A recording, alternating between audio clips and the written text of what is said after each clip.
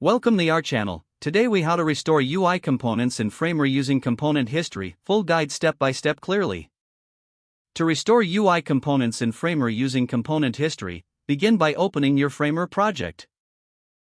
Navigate to the layer panel on the left side of your workspace. Select the component you want to restore.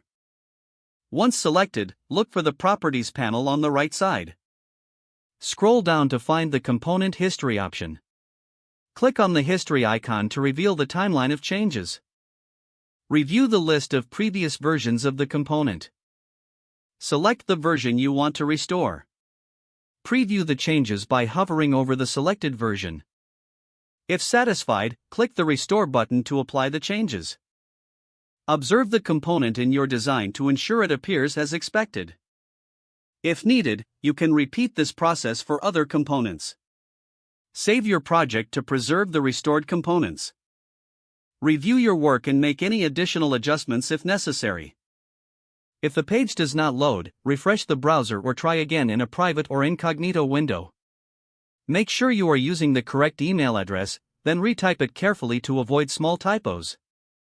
If your password is not accepted, use the reset option and create a new strong password you can remember. Check your spam folder for verification or security emails, then complete any requested confirmation steps. Enable two-factor authentication if available to improve account security and reduce unauthorized access risk. After signing in, review your profile details so your contact information and settings are accurate and current. If you see an error message, note it down and try again after restarting your device and internet connection. Log out when you finish, especially on shared devices, to keep your account and payment information secure. If the page does not load, refresh the browser or try again in a private or incognito window. Make sure you are using the correct email address, then retype it carefully to avoid small typos. If your password is not accepted, use the reset option and create a new strong password you can remember.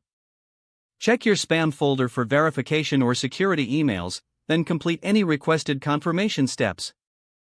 Enable two-factor authentication if available to improve account security and reduce unauthorized access risk. After signing in, review your profile details so your contact information and settings are accurate and current. Don't forget to like this video and subscribe to our channel for more step-by-step tech guides.